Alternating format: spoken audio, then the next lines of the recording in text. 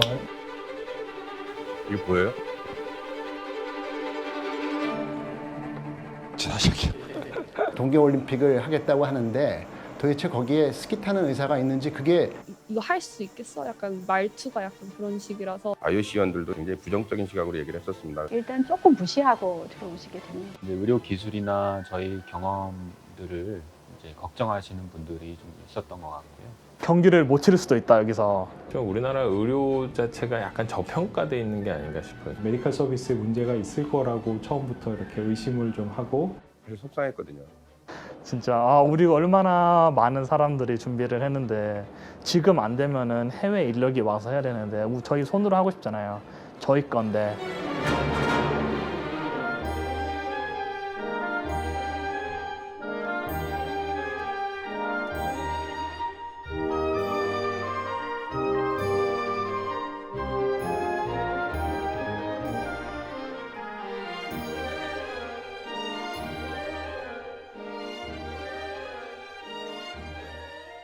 사람이었던 것 같아요. 사람이 중심이었던 것 같아요. 우리나라의 동계 스포츠를 좋아하고 사랑하는 이 숨은 고수들이 많았어요. 의료인 중에.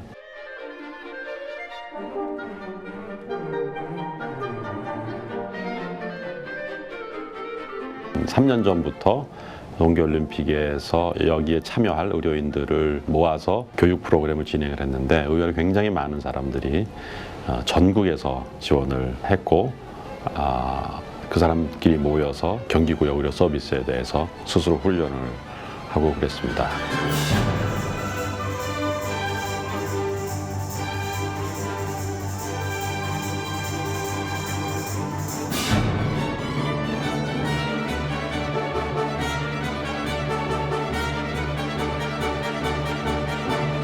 가장 힘들었던 거는 사실 추위 그리고 바람이었습니다. 최저 기온 영하 25도 안팎으로 떨어졌었고 아침에 나가면 정말 그 눈밭 위에서 하루 종일 추위와 씨름하는 게 제일 어려웠었는데요.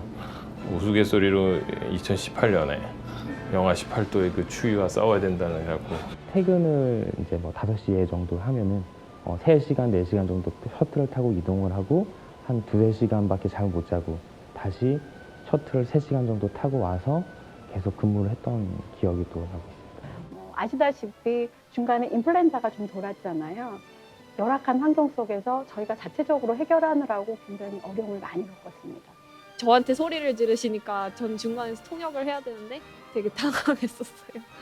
맨 처음에 저희가 선수촌 병원을 텐트로 이렇게 오버레이를 만들어가지고 했어요. 아무것도 없는 텐트 안에 밖에는 마이너스 20도인데 나는 지금 당장 갑상선 기능 검사를 해야 된다. 그래서 갑상선 기능 수치를 보고 내 약을 먹어야 된다. 당장 해달라. 그러면서 굉장히 조금 어그레시브 하셨어요. 그래서 제가 그러면 저희는 여기서 검사가 되지 않지만 당신을 위해서 검사를 할 수 있는 방법을 찾아주겠다. 독일 팀 주치의는 본인 국가의 선수가 다쳐서 우리 병원 수술을 하게 됐는데 본인이 하겠다고 이랬었어요. 근데 우리나라 국내법상 외국인들이 와서 수술을 할 수는 없거든요. 그 수술을 맡았던 정형외과 과장이 정 의심스러우면은 같이 수술방 같이 들어가서 내가 할 테니까 잘 보라. 그래서 같이 수술방 들어갔는데 나올 땐 아주 만족하면서 엄지손가락을 세우면서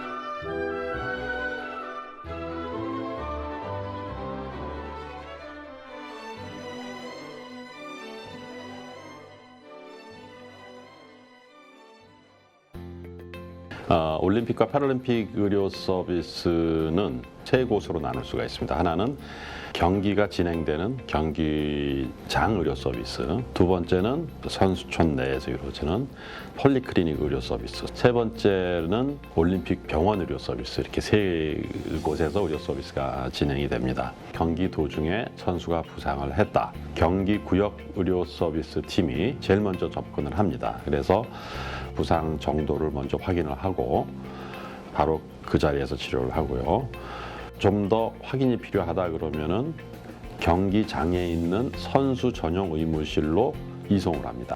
거기서 판단을 할 때에 시합에 참가할 수가 없고 방사선 검사 같은 검사가 필요하다 이렇게 느꼈을 때는 폴리클리닉으로 다시 전원을 합니다. 폴리클리닉에는 보통 응급실이 운영되고 여러 가지 영상 검사, 혈액 검사 이런 것들이 가능하기 때문에 진단을 내리게 되고 골절이 있다거나 추가 검사가 필요하거나 입원이 필요하면은 올림픽 병원으로 후송을 하게 됩니다.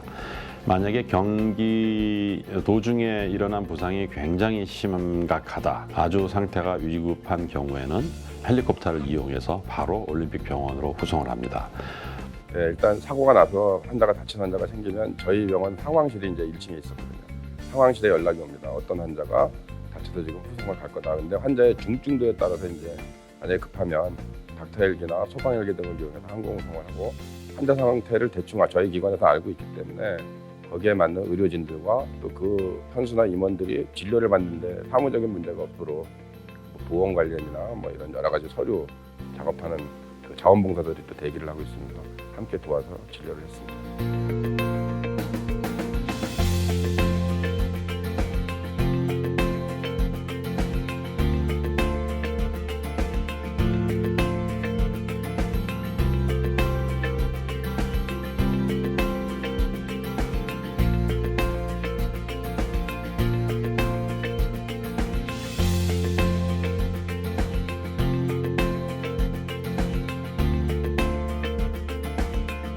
저희를 믿고 응급의료팀 아니면 페트롤팀을 믿고 그 어려운 스키 활강 코스를 이겨내고 타고 완주를 했다는 거에 대해서 일단 선수들에게 너무 감사하고 눈앞에서 이렇게 막 돌고 막 이러는데 정말 저럴 때 혹시라도 문제가 생기면 바로 그 진료소가 가까이 있으니까 진짜 뛰어가서 환자한테 그 약을 줘야 되기 때문에 실제적으로 이런 약들이 이렇게 정말 중요하게 쓰일 수 있구나 하는. 휠체가 없으신 분이에요. 휠체어를 타고 그냥 내리달리는 거예요. 그래서 저도 모르게 조심해 이랬어요. 그랬더니 이분이 가다가 손을 막 흔들면서 나보러 땡큐. 패럴림픽에 참여했던 우리 장애인 선수들은 선수촌이 거의 철거를 앞두었을 때도 저희 종합진료소에 찾아오셔서 한 바퀴를 도시면서 인사를 한 적이 있었어요. 그 패럴림픽 때 아이스하키 골키퍼를 맡으셨던 분이 복통을 호소하시면서 굉장히 경기장을 나갈 수 없을 정도로 많이 아프셨는데 저희 이제 의료지원팀이 열심히 또 치료를 해서 경기에 출전을 해서 또 잘 좋은 결과를 또 얻을 수 있고 있어서 되게 좋았습니다. 멋진 환자분이 들어오셨어요. 근데 오시자마자 우크라이나어랑 러시아어를 쓰시더라고요. 그래서 혹시 영어 쓰실 줄 아니까 못 하신다는 거예요. 그래서 그렇다고 환자를 자원봉사자가 올 때까지 기다릴 수는 없잖아요. 그래서 일단은 만국 공통어인 바디랭귀지로. 선수촌 병원에 들어오는데 은퇴하신 간호사 선생님들이 선수들랑 딱 팔짱을 딱 이렇게 끼고 같이 들어와요.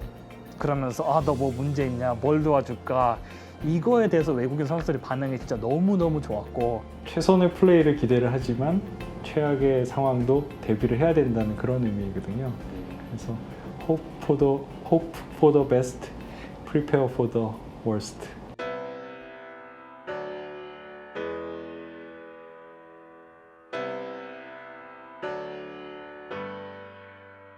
준비 단계에서부터 아주 전문적인 분야의 계획을 세우는 일들을 우리 기관의 임직원들이 맡아서 하였었고, 그 60여 개 경기장의 의무실에 그런 모든 약품과 의료 물자들을 조직위에서 공급을 해야 되는데 저희 원주 세브란스 득병원에서 모든 걸 맡아서 의료 지원을 했습니다. 올림픽 병원으로 지정되고 또 폴리클리닉을 운영하는 게 이제 저희 병원에서 200여 명 정도의 직원이 나가서 일을 하게 됩니다. 사실은 이게 저희 같은 기관에서 200여 명 정도의 직원이 빠져나간다는 게 병원에는 굉장히 큰 손실입니다. 그게.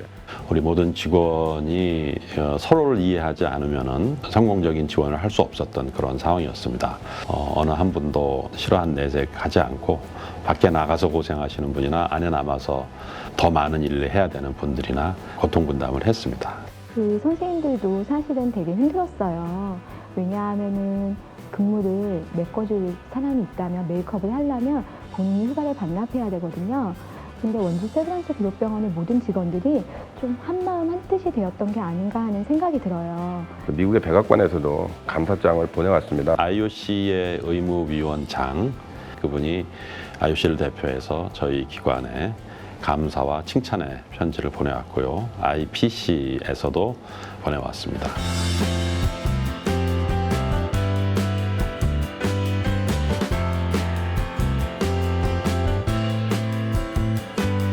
올림픽을 유치하는 도시들이 가장 크게 생각하는 게 그 대회를 개최하고 나서 무엇을 얻을 것인가가 아주 키워드죠.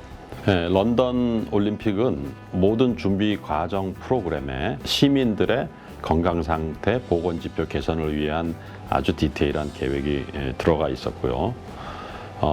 예를 하나 들면은 자격증을 가진 그 심폐소생을 아주 잘 할 수 있는 일반 시민이 1000명이 더 늘었습니다. 런던 올림픽 이후에. 그랬더니 대회 전과 비교했을 때 병원 외에서 발생한 심장 마비 케이스를 살리는 비율이 10% 이상 더 좋아졌거든요. 그런 구체적인 지표를 준비해 가지고 그것을 올림픽 레가시 플랜으로 삼았던 거죠. 올림픽 끝나고 한 해 끝난 게 아니라 매년 그 지표가 어떻게 개선되는지를 지금 모니터링을 하고 있습니다. 안타깝게도 강원도가 비만율이나 고혈압 유병률이 전국에서 가장 높습니다. 그래서 제가 올림픽 준비하면서 운동을 통해서 이런 걸 개선하는 것을 도나 시에 앞으로 발전 계획에 좀 포함시키십시오라고 얘기를 했는데 남북한이 함께하는 동계 스포츠 게임들이나 이런 것들이 굉장히 많이 유치되고 또 열릴 걸로 기대하고 있습니다. 그럴 때 훌륭한 의료 지원을 할 수 있는 체계를 저희가 만들어 갈 수 있다고 생각합니다. 가장 커다란 국제대회를 출연했다는 어떤 자부심, 그리고 대한민국 국민 모두가 아는 남북 공동. 네, 이거 굉장히 역사적인 일이잖아요. 그 역사적인 것이 강원도 평창에서 진행됐다는 것, 그다음에 그러한 평화의 모두의 시작이 강원도 평창 동계 올림픽에서 시작됐다는 것, 그것 하나가 아마 저희 강원도가 앞으로 나아갈 어떤 굉장히 커다랗고 튼튼한 기반이 되지 않을까 하는 그런 생각을 갖고 있습니다. 그 연구가 이제 지역 예상 체계 구축이라는 연구입니다. 이런 체계가 구축이 된다면 응급 환자는 물론이고 외상 환자뿐만 아니라 스포츠 하다가 다친 그런 선수들 어떤 스포츠 의학에 있어서도 굉장히 큰 발전이 있을 거라고 생각이 되고요. 올림픽 끝나고 모든 게 끝난 게 아니거든요. 제 입장에서는 한 몇 개월 동안은 정리만 한 것 같아요. 한 5톤차, 한 3-4차 정도 이상을 물품을 정리를 했었던 게 기억이 나고요. 또 남은 수당과 여러 가지 행정 업무들이 좀 많았었던 걸로 기억이 나요. 우리가 이 지역사회를 위해서 의료 지원을 나가는 것도 더 활성화해야 되겠다 그런 생각들을 하게 됐습니다. 그 IOC가 전 세계의 10군데의 연구기관을 지정을 해서 운동과 관련된 부상이나 질병을 예방을 하는 연구를 지원하고 있는데 저희가 지정을 받았습니다. 20년이 됐든 30년이 됐든 앞으로 우리나라 또는 이 지역이 올림픽을 유치한다고 했을 때에 우리 기관이 경험했던 그런 노하우가 잘 전수가 돼서 우리나라 올림픽에서의 의료 서비스는 훨씬 더 쉽게 준비되고 훨씬 더 높은 수준으로 진행됐으면 좋겠습니다.